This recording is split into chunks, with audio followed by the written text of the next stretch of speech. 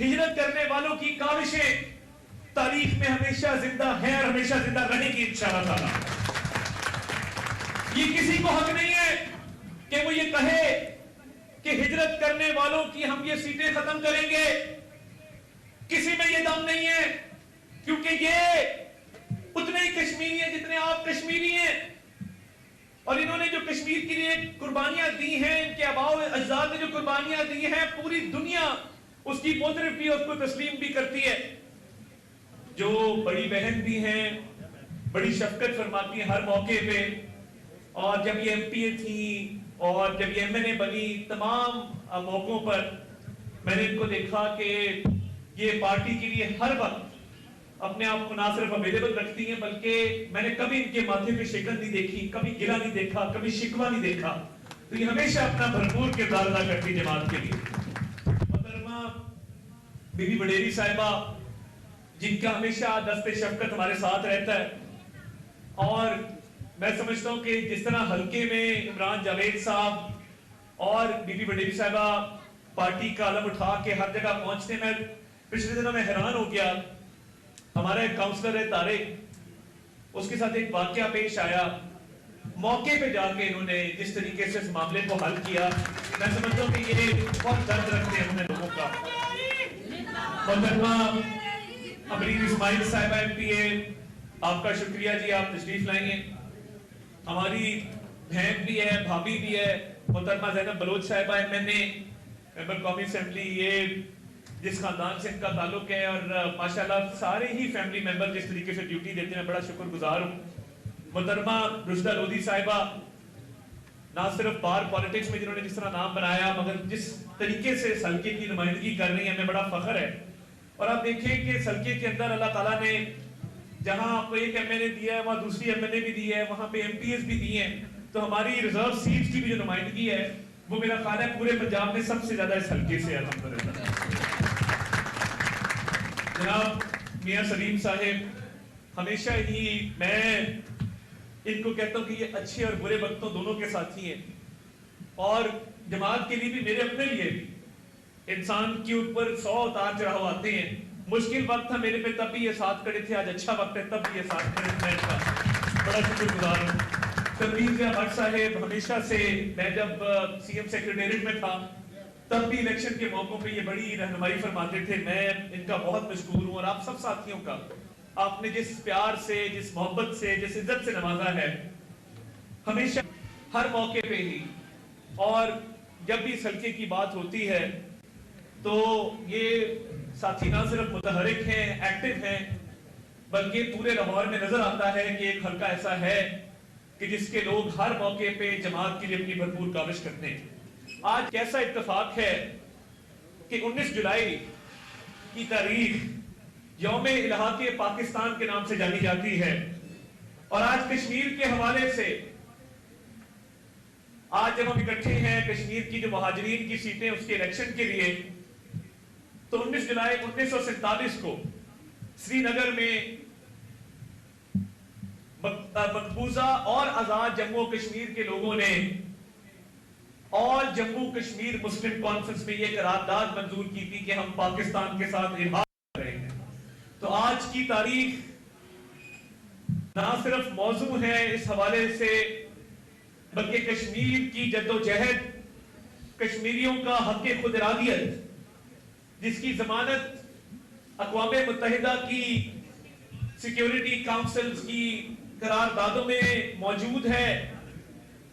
آج کا دن ہمیں یاد دلاتا ہے کہ کشمیریوں نے 1947 میں اپنی رائے دے دی تھی کہ کشمیر بنے گا پاکستان، اور ایک نہ ٹوٹنے والا رشتہ ہے کشمیریوں کا پاکستان کے ساتھ۔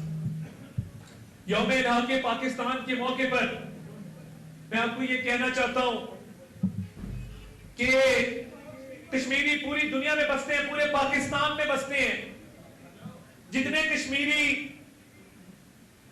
پورے یورپ میں، امریکہ میں، مڈل ایسٹ میں، برطانیہ میں بستے ہیں، وہ کشمیر میں رہنے والے کشمیریوں سے کم نہیں ہیں۔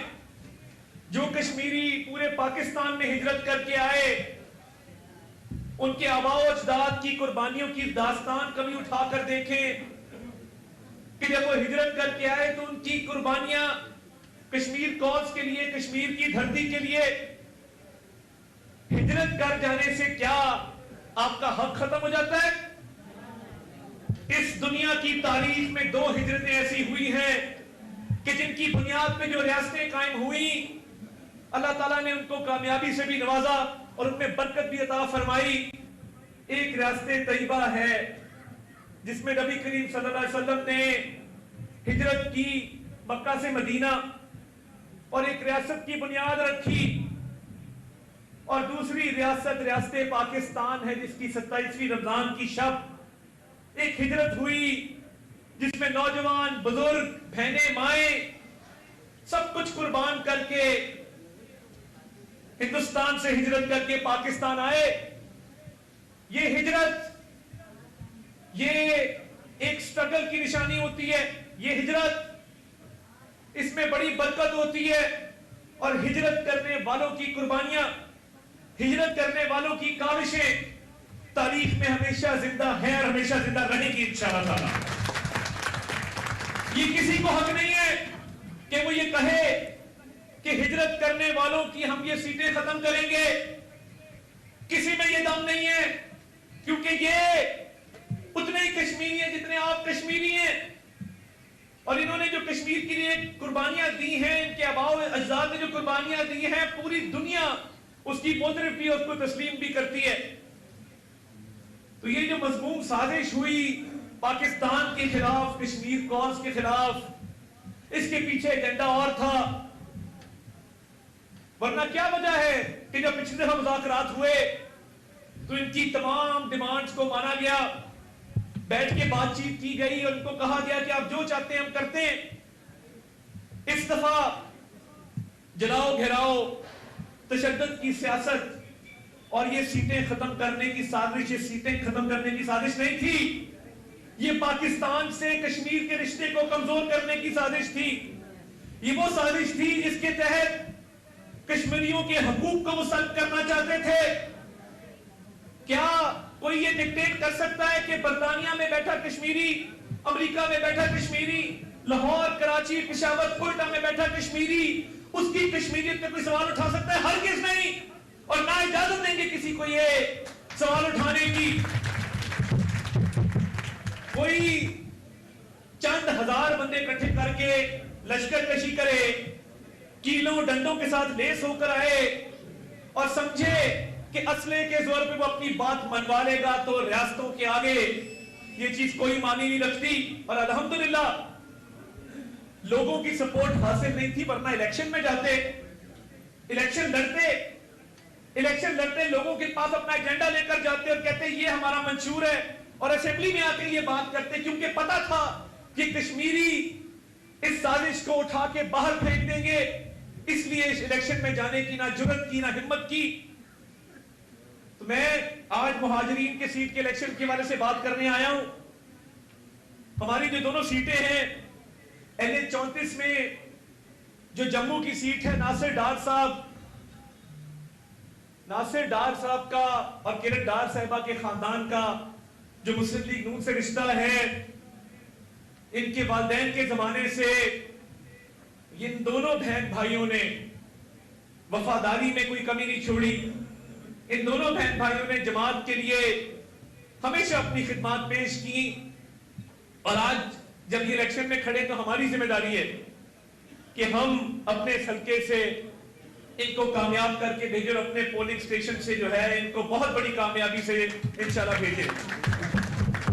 اسی کے ساتھ میں عامر شاہ صاحب LA-41 ویلی کی سیٹ ہے، میں چاہوں گا کہ آپ بھرپور کوشش کریں اور ان کو کامیاب کروائیں۔ میں عظمیٰ عامر بٹ صاحبہ کا شکر گزار ہوں کہ انہوں نے پارٹی کی آواز پر لبیک کہا، اپنے کاغذ وڈرا کیے اور الیکشن سے دستبرداری کا اعلان کیا، اور اب کیمپین کے اندر موجود ہیں۔ آپ کا بہت بہت شکریہ۔ یہ الیکشن بہت اہمیت کا حامل ہے، اور اس سے پہلے کہ میں الیکشن کی غرض و غائب پہ ہوں، میں ایک اور بات آج آپ سے کرنا چاہتا ہوں۔ جو میں نے پاکستان کے خلاف سازش کی بات کی جو یہ لوگ کر رہے تھے، ایک محترمہ نورین نیازی صاحبہ کا بیان سامنے آیا ہے. آپ یہ اب شیم لوگ کہہ رہے ہیں تو آپ اندازہ کریں کہ لوگوں کے اندر کتنا غم و غصہ ہے نورین نیازی کے بیان کو لے کر. اپنے بھائی کی سیاست کے پیچھے جو کہتے ہیں کہ فلاں نہیں تو پاکستان نہیں، اب وہ مارکہ حق پہ سوال اٹھانا شروع ہو گئے ہیں. اب وہ ایسے بیانات دیتے ہیں جو بھارتی میڈیا کی زینت بنتے ہیں اور انڈین میڈیا ان بیانات کو اٹھاتا ہے. یہ ساری سیاست، یہ ساری وزارتیں، یہ حکومتیں، یہ اپوزیشن، یہ عہدے، یہ پاکستان ہے تو یہ سب کچھ قائم ہے. اگر پاکستان نہیں تو کچھ نہیں. اور ان کو یہ بات سمجھ لینی چاہیے کہ یہ سمجھتے ہیں کہ شاید اس طرح کی بات کریں گے تو یہ شاید سیاست چمکے گی. آپ کی سیاست دفن ہو چکی ہے. آپ کی پارٹی انتشار کا شکار ہے. آپس میں بدست و گریباں ہیں. 25 گروپ بن چکے ہیں. آپ کی کے پی کی حکومت خواب خرگوش کے مزے لے رہی ہے. کوئی وزیر ہیلی کاپٹر سے اتر رہا ہے, کوئی شانہ اخراجات کیے جا رہے ہیں, عوام کی کوئی فکر نہیں ہے. آج آ کے دیکھیں کہ الحمدللہ جس طریقے سے مسلم لیگ نون نے خدمت کی, ہمیشہ سیاست کی ہے. شہباز شریف صاحب دن رات کوشاں رہتے ہیں عوام کی خدمت کے لیے. پنجاب میں جب وہ وزیر اعلیٰ تھے, یہ آپ کا پورا حلقہ اس بات کی گواہی ہے, میں خود جانتا ہوں, یہ مادر ملت روڈ گھٹنوں تک یہاں پہ کیچڑ ہوا کرتا تھا, انسان پیدل نہیں چل سکتا تھا. اور آج خوشی ہے کہ چاروں طرف تعمیر و ترقی ہے, اور مریم نواز شریف صاحبہ نے اس تعمیر و ترقی کو آگے بڑھا کر الحمدللہ پارٹی کا نام بھی روشن کیا ہے اور خدمت کے ریکارڈ بھی قائم کیے ہیں. 12 سال سے کے پی کے میں پی ٹی آئی کی حکومت ہے. ادھر جا کے تو کبھی بات نہیں کرتی کہ یہاں پہ بہتری کرو. ہاں, مارکہ حق پہ پاکستان کی فتح ان کو ہضم نہیں ہوئی. میں کہتا تھا کہ پاکستان کی جو فتح ہے اللہ تعالیٰ نے پوری دنیا میں عزت دی. پوری دنیا نے دیکھا کہ بھارت کو جو شکست فاش ہوئی, اور آپ کے وزیر اعظم شہباز شریف کو اور chief of army staff, chief of defence forces field marshal Syed Asim Munir کو جو پوری دنیا میں پذیرائی ملی, پوری دنیا میں عزت ملی. ہم جہاں جہاں گئے لوگوں نے کہا یہ فاتح ملک ہے پاکستان, اور اس کی قیادت شہباز شریف اور عاصم منیر لائے ہیں. اور جہاں جہاں شہباز شریف صاحب اور عاصم منیر صاحب گئے, لوگوں نے سلام پیش کیا, خراج تحسین پیش کیا. اور آج بھی جب یہ ثالثی کی کوششیں پاکستان کر رہا ہے, پاکستان نے بھرپور ثالثی میں اپنا کردار ادا کیا. یہ پاکستان کی عزت ہے, مگر کیونکہ ان کی سیاست ڈوب رہی ہے. نورین نیازی, اس کے بھائی کی پارٹی کی, یہ پاکستان کو داؤ پہ لگانا چاہتے ہیں اپنی سیاست کی خاطر. یہ پاکستان کو بدنام کرنا چاہتے ہیں اپنی سیاست کی خاطر. آج جا کے پوری دنیا میں پوچھو جو پاکستانیوں کو عزت مل رہی ہے, اور ایسی سیاست کو کیا کرنا کہ جس میں آپ پاکستان کو برا بھلا کہیں. یہ آپ نے جو کبھی حرکت کی ہے, تاریخ اس کو ہمیشہ یاد رکھے گی, اور ہم اس کو لوگوں کو بھولنے نہیں دیں گے کہ اپنی اس سیاست کے پیچھے پاکستان کو بدنام کرتے ہو آپ لوگ, اور ناکامی ہمیشہ آپ کا مقدر بنے گی. جس نے اس پاکستان کے ساتھ غداری کی, پاکستان کو بدنام کرنے کی کوشش کی, ہمیشہ رسوائی اور ناکامی اس کا مقدر بنی. اور یہ معاملہ اس طرح تھمے گا نہیں. آپ کو جواب دینا ہوگا, آپ کو قوم سے معافی مانگنی ہوگی, ان شہداء سے معافی مانگنی. آج کل ایک نیا ٹرینڈ ہے, جس کا دل کرتا ہے وہ کہتا ہے کہ شہداء پہ بات کرنا شروع کر دیتے ہیں. تو اگر آپ شہداء کے بچوں سے جا کے پوچھیں, ان کے گھر والوں سے جا کے پوچھیں کہ جب وہ مائیں اپنے بچوں کو رخصت کرتی ہیں اور شہادت کی دعائیں مانگ کے ان کو رخصت کرتی ہیں, اس کی کوئی قیمت ہو سکتی ہے؟ اس پہ کوئی قیمت لگا سکتا ہے, اس کا کوئی مول دے سکتا ہے؟ ایسی سوچ قابل مذمت ہے.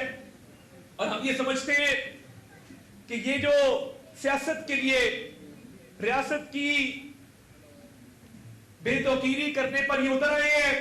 نورین نیازی کی بھی یہ کوشش تھی کہ انڈین میڈیا اس کو اٹھائے اور میں انڈیا میں یہ بات کر سکوں اپنے ملک کے خلاف. یہ ناقابل معافی ہے اور اس پہ کسی قسم کی رعایت نہیں ہوگی انشاءاللہ تعالی. اور میں یہ سمجھتا ہوں کہ انہوں نے جو مضمون سازش پاکستان کے خلاف کی ان کو منہ کی کھانی پڑے گی. اور پاکستان انشاءاللہ تعالی جو ترقی کر رہا ہے اور ترقی کی اشاروں پر گامزن ہے, دن بدن پاکستان کی عزت میں, قدر میں کئی گنا اضافہ ہو رہا ہے. یہ سفر جاری و ساری رہے گا.